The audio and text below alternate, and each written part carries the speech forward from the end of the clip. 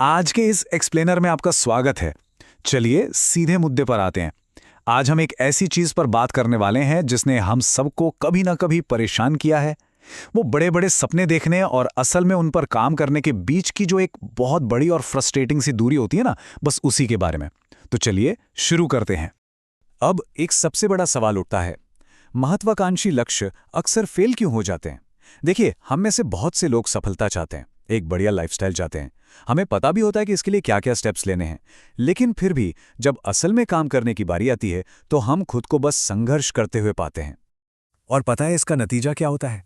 जब हम वो जरूरी एक्शन नहीं लेते तो हफ्तों और महीनों तक मन में एक अजीब सा गिल्ट, एक अपराध बोध इकट्ठा होने लगता है।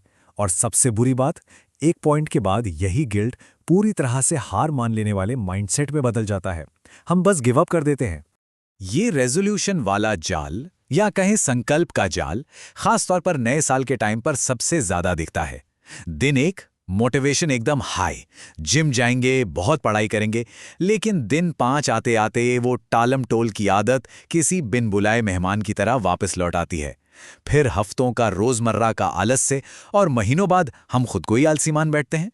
हम थक हार कर इस डेली रूटीन के सामने घुटने टेक देते हैं और खुद पर एक ठप्पा लगा लेते हैं, मैं बस एक आलसी इंसान हूं। लेकिन सच कहूं, हकीकत में ये बिल्कुल भी आलसी नहीं है। तो आइए इस आलस्य के भ्रम को तोड़ते हैं और समस्या को एक बिल्कुल नए नजरिए से देखते हैं। सबसे पहले तो यार, खुद को दोष देना बंद कीजिए, क्योंकि इसके पीछे एक प्रॉपर साइंस काम कर रही है। असल में हमारा बिहेवियर जड़ता या कह लें इनर्शिया के साइंटिफिक नियम से चलता है। आराम से बैठा इंसान स्वाभाविक रूप से तब तक आराम ही करना चाहता है जब तक कि कोई छोटा सा धक्का उसे मोशन में ना ले आए। अब आराम से मोशन में आने के लिए बस एक बहुत ही छोटे से धक्के की जरूरत होती है। लेकिन हम क्या करते हैं? हम खुद ही अपना काम बिगाड़ लेते हैं। हम इस पहले स्टेप को दिमाग में इतना बड़ा और भारी बना लेते हैं कि मानसिक बोझ एकदम से बढ़ जाता है। जैसे 5000 शब्दों का निबंध लिखना हो या पूरा कमरा एक साथ साफ करना हो। ये सब सोचकर ही काम असंभव लगने लगता है। तो बात एकदम साफ है, काम कभी भी हमारी असली समस्या नहीं होता। वो कोई पार न की जा सकने वाली बाधा नहीं है।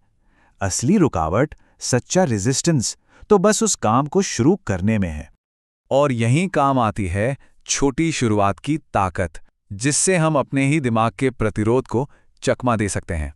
देखिए, इस जड़ता को तोड़ने के लिए हमें शुरुआत करने के अपने नजरिए को बदलना होगा। अगर आप खुद से कहेंगे कि मुझे 5000 शब्दों का एस्से लिखना है, तो दिमाग तुरंत विरोध करेगा।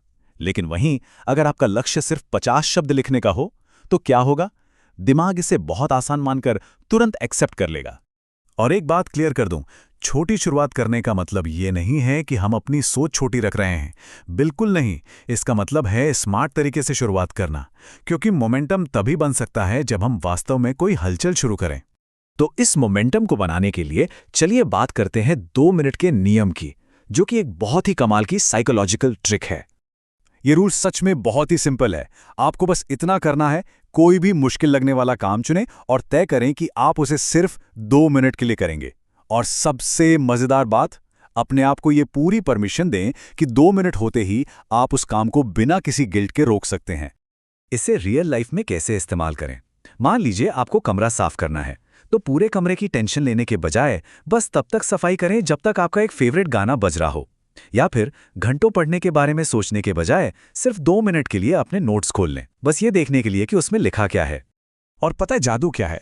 ज्यादातर मामलों में 2 मिनट के बाद रुकने की नौबत ही नहीं आती, क्योंकि जब आप एक बार शुरुआत कर देते हैं, जो हल्की सी हलचल होती है, वो अपने आप उस मोमेंटम को पैदा कर देती है जो आपको आगे बढ़ने के लिए चाहिए होता है। ये बिल्कुल किसी भारी सी गेंद को धक्का देने जैसा है। शुरुआत का वो पहला धक्का लगाना अविश्वसनीय रूप से मुश्किल होता है, लेकिन एक बार जब गेंद लुढ़कना शुरू कर देती है ना, तो वो लगभग अपने आप ही आगे बढ़ती जाती है।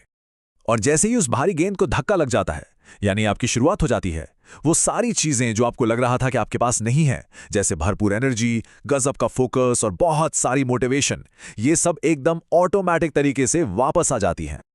अब बात करते हैं अजेय गति के निर्माण की और देखते हैं कि इन छोटे कदमों का कंपाउंडिंग इफेक्ट कैसे काम करता है। जरा सोचिए, अगर आप लगातार 30 दिनों तक सिर्फ ये छोटी शुरुआत करने की आदत डाल लें, तो आप कितनी बड़ी प्रोग्रेस कर सकते हैं। चाहे वो दिन के सिर्फ 5 मिनट का काम हो या कोई किताब की सिर्फ 10 लाइनें पढ़ना। समय के साथ ये सब जुड़कर जो रिजल्ट देते हैं, वो सच में जादुई होता है। मार्टिन लूथर किंग जूनियर ने इस बात को बहुत ही खूबसूरती से कहा था, आपको पूरी सीढ़ी देखने की जरूरत नहीं है, बस अपना पहला कदम उठाएं। मंजिल तक पहुंचने के लिए पूरा रास्ता साफ दिखना जरूरी नहीं है, जरूरी है तो बस वो पहला कदम। तो चूंकि असली प्रॉब्लम कभी भी मोटिवेशन की कमी नहीं थी, बल्कि सिर्फ शुरुआत करने से डरना था, आपके लिए सोचने वाली बात यह है, आपके अगले बड़े और महत्वाकांक्षी लक्ष्य के वो शुरुआती 2 मिनट आखिर कैसे दिखेंगे? जाइए और बस वो पहला कदम उठाइए।